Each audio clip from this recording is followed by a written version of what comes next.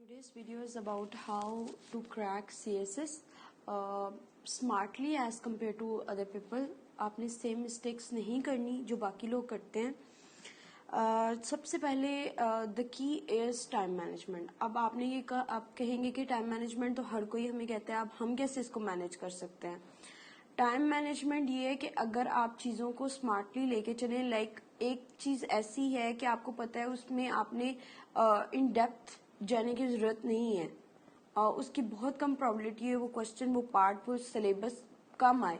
तो अब आप उस पर ज़्यादा टाइम लगाएं, उस पर नोट्स बनाएं, आप उस पर जो है डॉक्यूमेंट्रीज देखें, आप उसके लेक्चर्स यूट्यूब से देखें, तो आपका टाइम वेस्ट होगा. आपने टाइम मैनेजमेंट में ये आता है कि आपने वर्क लाइफ बैलेंस रखना है, आपने जो है जो 80-20 प्रिंसिपल को अप्लाई करना है, प्लस शॉर्ट ब्रेक्स लेनी है अपनी जो आपने अपने स्टडी सेशन में. इसके साथ साथ आपने जो है जिस भी टीचर को फॉलो करना है उसको थॉरली करना है, बार बार स्विच नहीं करना ताकि आपके ओपिनियन बारहा चेंज ना हो. ये तो हो गया टाइम मैनेजमेंट के लिए. इसके लिए वेरियस एप्स भी हैं. एक प्रोमोडो एक ऐप है, उसमें 25 मिनट्स या आपकी जितनी पेज है 30 मिनट्स 1 आवर, मेरी है लाइक 50-60 मिनट्स तक मैं अपनी कंसंट्रेशन अपना फोकस रख पाती हूँ, उसके बाद मैं ऑफ फोकस हो जाती हूँ. So it depends on the person to person कि हर बंदे की कितनी जो उनका फोकस या अटेंशन स्पैन है, आपने उसके अकॉर्डिंग अपना वो लेना है. उसके बाद आपने ब्रेक लेनी है और 3 इस तरह के शॉर्ट सेशंस के बाद एक लॉन्ग ब्रेक लेनी है. ये टाइम मैनेजमेंट में हो गया. उसके बाद जो है आपने अपने आप को मोटिवेट रखना है. सिर्फ ये नहीं कि अब आपने एक दिन में एक चैप्टर करने बैठे और बस पढ़ते ही गए. आपने ये नहीं करना, आपने अपने लाइफ में अदर एंटरटेनमेंट को भी रखना है, आपने अपने मोरल को आप रखना है, आपने अपने फ्रेंड्स से मीटअप करना है. लेकिन जो नेगेटिव पीपल हैं ट्राई टू अवॉइड इट. और पहली बात है, किसी को मत बताएंगे आप करें फॉर द इनिशियल. जब आपका हो जाएगा तभी आप बताएं, क्योंकि जब आप किसी को बता देते हैं, एक तो आपकी अपने आप से एक्सपेक्टेशन होती है, अपने से ज्यादा आप दूसरे क्या सोचते हैं. हाँ, हमें इस चीज की फिक्र पड़ जाती है. वैसे सोचना तो नहीं चाहिए, but it's human psychology obviously, so we can't deny it. So it's being there, so we have to accept it the way it is. हमें अपनी साइकी को समझना है, अपने जो है हमारा जो थॉट प्रोसेस है उसको अंडरस्टैंड करना है, और उसके अकॉर्डिंग हमने अपना बनाना है. कुछ लोग बहुत ज्यादा रिजिड टाइम टेबल को फॉलो करते हैं और कर भी सकते हैं. कुछ लोग बहुत फ्लेक्सिबल होते हैं. जो टाइम टेबल को फॉलो करते हैं वो भी बिल्कुल ठीक नहीं होते, और जो फ्लेक्सिबल होते हैं, क्योंकि हमारा माइंड, हमारा मूड एक जैसा नहीं रहता, और हमें इतने कोई एम्बिशियस गोल्स नहीं बनाने कि जो हमसे बाद में फुलफिल ही ना हो, और हम बजाय के मोटिवेट होने के हम डिसहार्ट हो जाए. ठीक है, मैनेजेबल गोल होने चाहिए, स्मॉल होने चाहिए, अचीवेबल होने चाहिए. ऐसे ना करें कि आपने सोचा कि आज मैंने एक पूरी बुक कंप्लीट करके उठना है. ऐसा दिस इज नॉट प्रैक्टिकल. अगर फॉर इंस्टेंस आप अपने साथ ज्यादती करके, जबरदस्ती करके वो एक बुक कर भी ले, तो you will not get the same efficiency and effectiveness. वो एक आउटकम जो आउटपुट है, आपके आउटकम है, वो इतना अच्छा नहीं आएगा. अच्छा जी, उसके बाद जब आप टायर्ड हो जाएं और आपका मोरल ना बनता हो, तो आप क्या कर सकते हैं, आप उसी पर्टिकुलर टॉपिक जिसमें आप स्टक हो या जिसमें आप थोड़ा डिफिकल्टी लेवल हो, उसकी डॉक्यूमेंट्रीज देख लें या ऑनलाइन लेक्चर्स देख लें. There are so many things out there. उसके बाद आप अपनी जो है लर्निंग के पेस को बढ़ाएं. Like you need to learn कि आपने कैसे अपनी मेमोराइजेशन ट्रिक्स को कैसे इम्प्रूव करना है. You need to learn the speed reading, you need to improve on your communication skill. ये एक बात आ जाती है. उसके बाद हमेशा हम एक चीज को भूल जाते हैं, we just focus on reading. आपने एक चीज देखनी है, अगर हमने 3 आवर्स रीडिंग की है, तो हमने 4th आवर में जो है राइटिंग भी करनी है. जो हमने पढ़ा है उसको हमने लिखना है. हम इस चीज को, इस प्रैक्टिस से दूर होते हैं. अल्टीमेटली हम कहते हैं पेपर में तो हमने लिखना है. ठीक है, why not to practice it now. आप क्वेश्चन अटेम्प्ट करें, पास पेपर से करें. आपने जो टॉपिक तैयार किया आप उसको पास पेपर से उठाएं, उसकी ब्रेनस्टॉर्मिंग कर लें, उसके माइंड मैप बना लें कि आप देखेंगे आपने कितना पढ़ा और उसका आपको कितना रिटेन रहा. ऑब्वियसली वो तो अभी फ्रेश होगा, तो वो आपको ट्रू रिफ्लेक्शन तो नहीं देगा, बट एस्टिमेटेड तो आपको रिजल्ट बताएगा ही.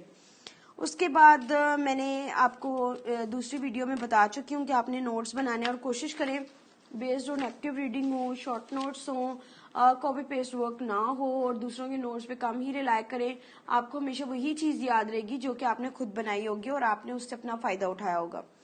अच्छा जी, उसके बाद टाइम टेबल कैसे सेट करना है, लाइक क्या पढ़ना है, किस दिन पढ़ना है, उसका बेस्ट वे यही है, this has work for me. मैं हमेशा डिस्क्लेमर जरूर देती हूँ कि might be this has work for me, might be it could not work for you. आपने अपना देखना है, कस्टमाइज। ये समझ लें आपको एक सैंपल मिला है, आपने अपनी लर्निंग, आपने अपनी एबिलिटी के मुताबिक इसको चेंज कर लेना है। What I use to do कि मैं एक कंपल्सरी लेती थी अगर मुश्किल वाला, तो एक ऑप्शनल इजी वन लेती थी, ताकि अगर मैं एक सब्जेक्ट से फेड अप हो जाऊं तो I can switch on to the another subject. उसके बाद इंग्लिश, जब आप देख लें आप मॉर्निंग पर्सन है कि आप नाइट ऑल है। अगर आप मॉर्निंग पर्सन है तो सबसे पहले सुबह में इंग्लिश करें, क्योंकि 90% जो गेम है सीएसएस की that is about the English. तो आप अगर नाइट ऑल हैं तो फिर आप सुबह में थोड़ी इजी चीजें करें और उसके बाद जब आपका मोमेंटम बने तो फिर आप डिफिकल्ट जो है वो कर सकते हैं। और करंट अफेयर्स को डेली करें। डेली में करंट अफेयर्स में ये शामिल होगा कि लाइक आप एडिटोरियल्स पढ़ लें, आप ओपिनियंस पढ़ लें, लेकिन एक बार सिलेबस तो आप कवर करेंगे ना, जो भी आप सिलेबस आपका करंट अफेयर का है उससे आपको डायरेक्शन पता चलेगी आपने क्या सिलेबस में पढ़ना है और न्यूज़पेपर में भी किन पार्ट्स को, किन सेगमेंट्स पे फोकस करना।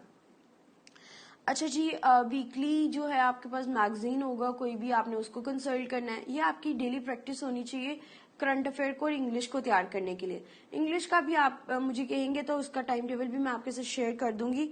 वैसे ऐसे जरूरत नहीं है, लेकिन अगर आप मुझे कहेंगे तो मैं वो भी आपको बता दूंगी। उसके बाद आई यूज टू डू ऐसे वीकली, चाहे मैं उसकी एक आउटलाइन बना लूं, चाहे डिफरेंट राइटअप्स को पढ़ के उसको एक जगह पे पुट ऑन कर लूं।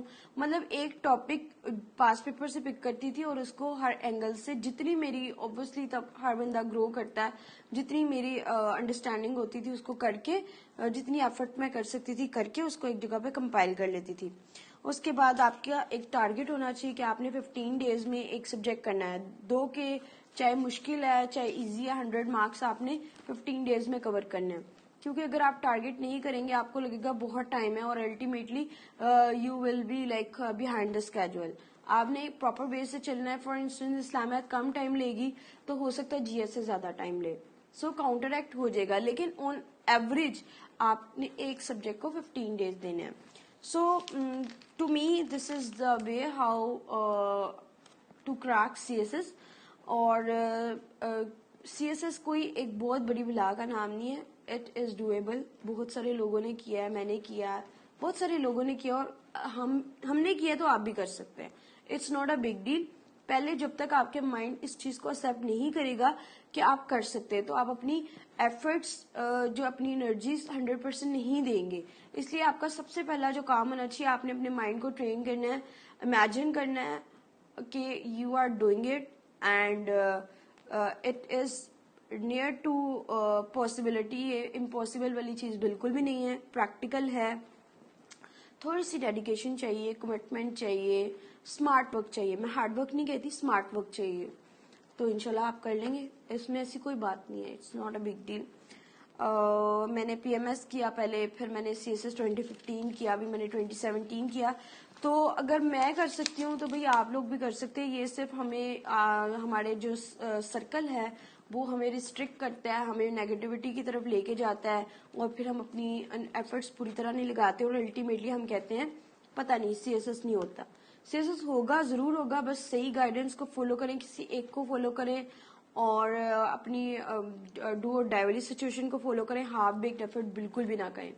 ओके जी, that must be up for now. इंशाल्लाह आई विल सी यू।